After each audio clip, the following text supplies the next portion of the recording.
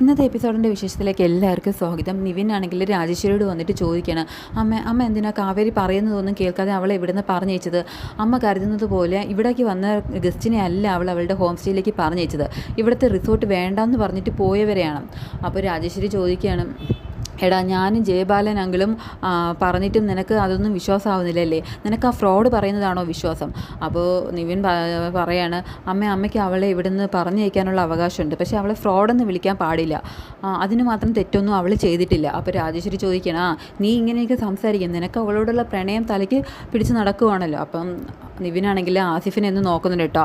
ആസിഫ് എല്ലാ കാര്യങ്ങളും പറഞ്ഞു എന്ന് നിവിന് മനസ്സിലാകുന്നുണ്ട്. അങ്ങനെ രാജേശ്വരി പറയണേടാ, അവളെ നിന്നെ അല്ല സ്നേഹിക്കുന്നത്, നിൻ്റെ കാശിനെയാണ്. അതുവഴി ഈ റിസോർട്ടൊക്കെ സ്വന്തമാക്കാനാണ് അവൾ ശ്രമിക്കുന്നത്. അതൊന്നും മനസ്സിലാക്കാതെ നീയാണ് അവളുടെ പിന്നാലെ ഇങ്ങനെ നടക്കുന്നത്. അപ്പോൾ നിവിൻ പറയാണ്, അമ്മയ്ക്ക് ഞാൻ എന്ന് കാവേരിയുടെ ഫോട്ടോ കാണിച്ചു തന്നു അന്ന് മുതൽ അവളോട് ദേഷ്യ, അവളോട് വല്ലാത്തൊരു പക മനസ്സിൽ വെച്ചാണ് അമ്മ എല്ലാം സംസാരിക്കുന്നത്. അത് മാത്രമല്ല, അമ്മ അവൾക്ക് ഇവിടെ ജോലി കൊടുത്തത് തന്നെ അവളുടെ അച്ഛൻ മരിച്ചത് കൊണ്ടോ അവളുടെ കുടുംബം കഷ്ടപ്പെടുന്നത് കൊണ്ടോ അല്ല. എങ്ങനെയെങ്കിലും കാവേരി എനിക്ക് മുമ്പിൽ മോശക്കാരിയാക്കി നിർത്താൻ വേണ്ടിയിട്ടാണ്. എന്നാൽ അമ്മ ഒന്നും ഓർത്തോ, അവൾ എന്നെ ഇഷ്ടമാണെന്ന് പറയുന്ന ആ ദിവസം അവളുടെ മുന്നിൽ എൻ്റെ മനസ്സ് മാത്രമല്ല, ഈ റിസോർട്ട് ഞാൻ തുറന്നു കൊടുത്തിരിക്കും. ഈ റിസോർട്ടിന് അവൾക്കും അവകാശമുണ്ടെന്ന് പറഞ്ഞിട്ട് നിവിൻ അവിടെ നിന്ന് പോവുകയാണ് കേട്ടോ. എന്നാൽ ഇതൊന്നും രാജേശ്വരിക്ക് തീരെ ഇഷ്ടമാവുന്നില്ല. ഇതൊക്കെ കഴിഞ്ഞിട്ട് അടുത്ത സീനിൽ റിസോർട്ടിലേക്ക് കുറേ ആൾക്കാർ വരികയാണ് കേട്ടോ. 4-5 ചെറുപ്പക്കാരാണ്. അങ്ങനെ അവർ വരുമ്പോൾ തന്നെ റിസോർട്ടിലാണെങ്കിൽ സ്വീപ്പിംഗ് ഒക്കെ ചെയ്യുന്ന പെണ്ണുങ്ങളെ കണ്ടിട്ട് അവന്മാരാണെങ്കിൽ വല്ലാതെ ഒലിപ്പീരൊക്കെ ചെയ്യണം കേട്ടോ. ആ പെണ്ണുങ്ങളോടൊക്കെ വലിയ മോശമായിട്ടൊക്കെ ശ്രമിക്കുന്നുണ്ട്.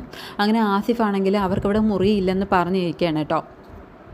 ഈ രാജേശ്വരി ആണെങ്കിൽ ഈ സമയത്ത് ആസിഫിനോട് വന്നിട്ട് റീസൺ ചോദിക്കുമ്പോൾ ആസിഫ് പറയുന്നുണ്ട്, ആൻറ്റി റൂം ഇല്ലാഞ്ഞിട്ടല്ല, അവർ അത്ര നല്ല ആൾക്കാരാണെന്ന് തോന്നുന്നില്ല, അവർ കഞ്ചാവും മദ്യവും ഒക്കെ ഉപയോഗിക്കുന്നുണ്ട്. അത് മാത്രമല്ല പെണ്ണുങ്ങളെയൊക്കെ അവർ വളരെ മോശമായിട്ടാണ് നോക്കുന്നതും സംസാരിക്കുന്നതും.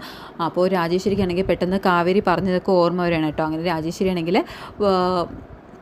തിരിച്ചു പോയവരെ വിളിച്ചിട്ട് അവർക്ക് മഹാനദിയിലേക്കുള്ള ഡീറ്റെയിൽസൊക്കെ കൊടുക്കാൻ ആസിഫിനോട് പറയാണ് കേട്ടോ.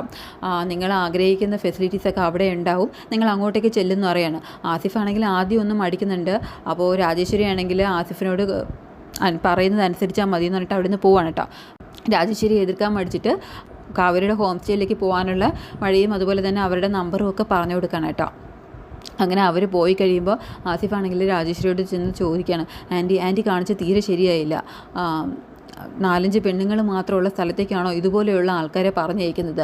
അവർക്ക് എന്തെങ്കിലും സംഭവിച്ചാലോ? അപ്പോൾ രാജേശ്വരി പറയാണ്, 1 വർഷത്തിനുള്ളിൽ ഇതിനേക്കാൾ വലിയ റിസോർട്ട് ഉണ്ടാക്കുമെന്ന് എന്നെ വെല്ലുവിളിച്ചിട്ട് പോയവളല്ലേ?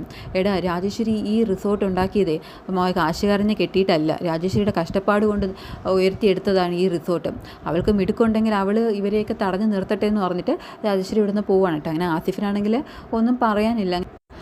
ഈ സീന് കഴിഞ്ഞിട്ട് അടുത്ത സീനിൽ സ്നേഹതീരം കാണിക്കണം കേട്ടോ. അവർ അങ്ങനെ ആ 4 പേരും കൂടിയിട്ട് സ്നേഹതീരത്തേക്ക് എത്തുകയാണ്. അവരവിടെ എത്തുമ്പോൾ തന്നെ നോക്കുന്നുണ്ട്. അപ്പോൾ എടാ, ഇത് കണ്ടിട്ട് ഒരു ഹോം സ്റ്റേയുടെ ലുക്കൊന്നുമില്ല, ഇത് കണ്ടിട്ട് നല്ലൊരു വീടാണെന്നാണ് തോന്നുന്നത്.